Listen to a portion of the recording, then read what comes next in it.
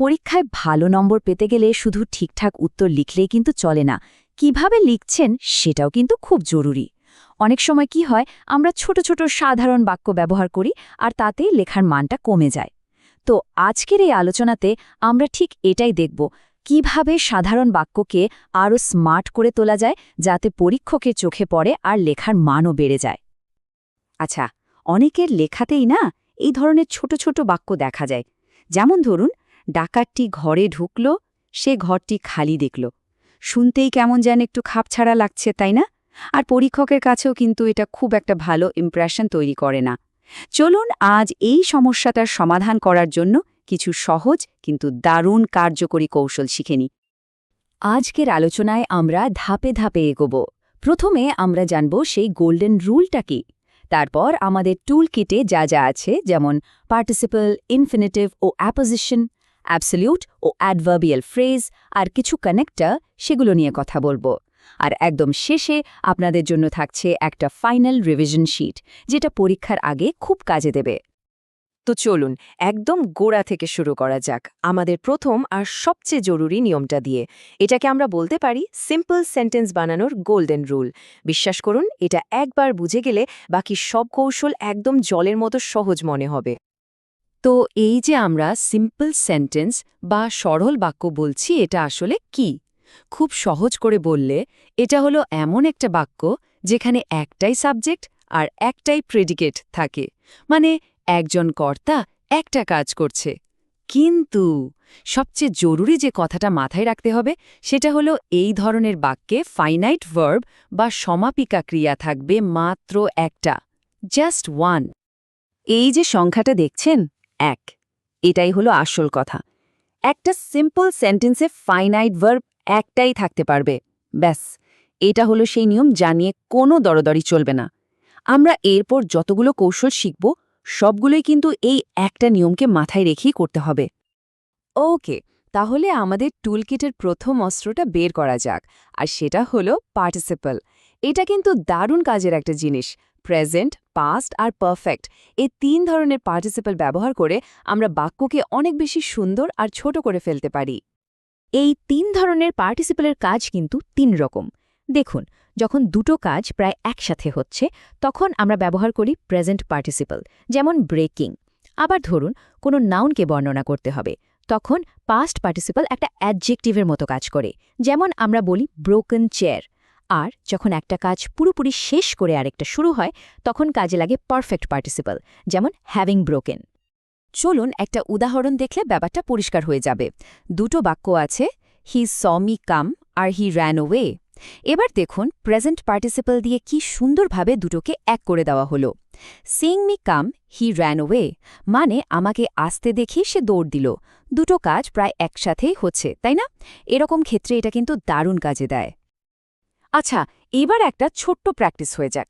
এই দুটো বাক্য দেখুন, দ্য এগ ইজ বয়েলড আর give me the egg. Past participle ব্যবহার করে এই দুটোকে কিভাবে এক করা যায়? একটু ভাবুন তো, কিভাবে বাক্যটাকে আরও স্মার্ট আর ছোট করে লেখা যেতে পারে।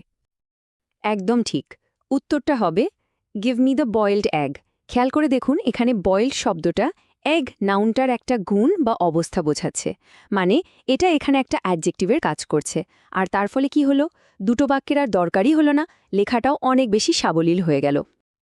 এবার আসি পারফেক্ট পার্টিসিপলে।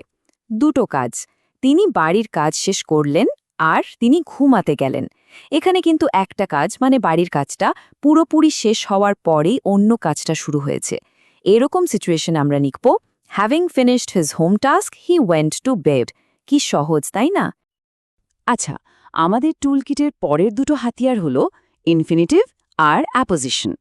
ইনফিনিটিভ দিয়ে আমরা সাধারণত কোনো উদ্দেশ্য বোঝাই, আর অ্যাপোজিশন ব্যবহার করা হয় কোনো কিছুর বাড়তি পরিচয় দেওয়ার জন্য। চলুন দেখে নেওয়া যাক এগুলো কিভাবে কাজ করে। ইনফিনিটিভ মানে টু এর পর ভার্বের বেস ফর্মটা। দুটো খুব জরুরি কাজ করে। প্রথমটা হলো উদ্দেশ্য বোঝানো, যেমন ধরুন তার 2 ছেলে আছে, উদ্দেশ্যটা কি? তাদের শিক্ষিত করা। তাই বাক্যটা হলো he has 2 sons two educate. আরেকটা খুব কমন ব্যবহার হলো টু টু দিয়ে অক্ষমতা বোঝানো, যেমন সে এতই দুর্বল যে হাঁটতে পারছে না, he is too weak to walk. Apposition কিন্তু আমার খুব পছন্দের একটা কৌশল। এটা লেখাকে এক ধাক্কায় অনেক স্মার্ট করে তোলে। দেখুন, প্যারাডাইস লস্ট কি সেটা বোঝানোর জন্য আলাদা একটা বাক্য না লিখে শুধু একটা কমা দিয়ে পাশে তার পরিচয়টা দিয়ে দেওয়া হলো, an epic poem by John Milton. এতে পরীক্ষক বুঝবেন যে তথ্যগুলোকে সুন্দরভাবে এক জায়গায় আনার দক্ষতা আপনার আছে। ওকে, এতক্ষণ তো আমরা বেসিক কিছু টুলস দেখলাম। এবার চলুন একটু অ্যাডভান্স লেভেলে যাওয়া যাক। এমন কিছু কৌশল দেখব যা ব্যবহার করলে লেখাটা সাধারণ থেকে এক্কেবারে অসাধারণ হয়ে উঠবে। আমরা কথা বলবো নমিনেটিভ অ্যাবসোলুট আর অ্যাডভার্বিয়াল ফ্রেজ নিয়ে। নামটা শুনে ঘাবড়ানোর কিছু নেই। নমিনেটিভ অ্যাবসোলিউট জিনিসটা বেশ সোজা। ভাবুন তো সিনেমার একটা দৃশ্যের কথা। মূল ঘটনা শুরু হওয়ার আগে একটা প্রেক্ষাপট দেখানো হয়, তাই না? এটাও ঠিক তাই। যেমন দ্য ডিনার বিং ওভার, এই অংশটা পরের ঘটনার মানে দ্য পার্টি লেফট দ্য প্লেসের একটা ব্যাকগ্রাউন্ড বা প্রেক্ষাপট তৈরি করে দিচ্ছে। মানে ডিনার শেষ হওয়াতে পার্টিটা চলে গেল। শালুন, আর একটা ছোট্ট অনুশীলন, দুটো বাক্য, হি ফেলড আর ইট ওয়াজ আনফর্চুনেট। আচ্ছা, একটা মাত্র অ্যাডভার্ব ব্যবহার করে এই দুটো বাক্যকে কিভাবে এক করে ফেলা যায় একটু ভেবে দেখুন তো। হ্যাঁ, উত্তরটা হলো আনফর্চুনেটলি হি ফেলড। ভাবা যায়, ইট ওয়াজ আনফর্চুনেটের মতো একটা গোটা বাক্যকে আমরা জাস্ট একটা শব্দ আনফর্চুনেটলিতে নিয়ে এলাম। এটাই হলো অ্যাডভার্বের জাদু, লেখাকে ছোট করে কিন্তু অর্থটা পুরোটাই রেখে দেয়। বেশ, আমরা প্রায় শেষের দিকে চলে এসেছি। আমাদের টুলকিটের শেষ পর্বে আমরা আরও কিছু কাজের কানেক্টর দেখব। এগুলো দিয়ে আমরা বাক্যের মধ্যে কন্ট্রাস্ট, কারণ বা কোনো কাজের পদ্ধতি এইসব বোঝাতে পারি। এতে লেখাটা আরও বেশি তথ্যপূর্ণ হয়ে ওঠে। প্রিপোজিশন যে কত কাজের জিনিস সেটা এই উদাহরণগুলো দেখলেই বোঝা যায়। যেমন ধরুন, দুটো বিপরীত কথা। সে অসুস্থ কিন্তু তাও স্কুলে এসেছে। এটাকে আমরা in spite of his illness দিয়ে কত সুন্দরভাবে জুড়ে দিলাম। আবার সে কিভাবে আয় করে সেই পদ্ধতিটা বোঝাতে ব্যবহার করলাম বাই রাইটিং পোয়েমস। দেখুন, একটা ছোট্ট ফ্রেজ বাক্যের মানেটাকে কতটা পরিষ্কার করে দিচ্ছে। তো আমরা অনেক কিছু নিয়ে কথা বললাম, এবার সবগুলোকে একসাথে এক জায়গায় নিয়ে আসার পালা। আপনাদের জন্য রইল একটা আল্টিমেট রিভিশন শিট। পরীক্ষার ঠিক আগে একবার চোখ বুলিয়ে নেওয়ার জন্য এটা কিন্তু দারুণ কাজে দেবে। একদম সংক্ষেপে বললে, যখন কাজের সময় বোঝাতে হবে ব্যবহার করুন পার্টিসিপল।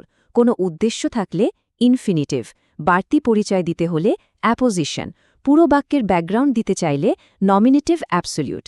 আর কাজের ধরন বা সম্পর্ক বোঝানোর জন্য তো অ্যাডভার্ব আর প্রিপোজিশন আছেই। এই টেবিলটা মাথায় রাখলে পরীক্ষার হলে সঠিক টুলটা খুঁজে পেতে একদমই সমস্যা হবে না। শেষ করার আগে একটা কথা মনে রাখা খুব জরুরি। গ্রামার কিন্তু শুধু কিছু শুষ্ক নিয়মকানুনের সমষ্টি নয়, এটা আসলে শব্দকে ব্যবহার করে সুন্দরভাবে অর্থ তৈরি করার একটা শিল্প। আর আজকে আমরা যে কৌশলগুলো শিখলাম সেগুলো হলো এই শিল্পেরই কিছু দারুণ হাতিয়ার। এখন তো আপনাদের হাতে এই সবকটা টুলস চলে এলো। তাহলে এবার প্রশ্নটা হলো, এই টুলসগুলো ব্যবহার করে কোন অসাধারণ ভাবনাগুলোকে আপনারা লেখার মধ্যে দিয়ে ফুটিয়ে তুলবেন। আশা করি এখন থেকে প্রত্যেকটা লেখাই হয়ে উঠবে এক একটা মাস্টারপিস।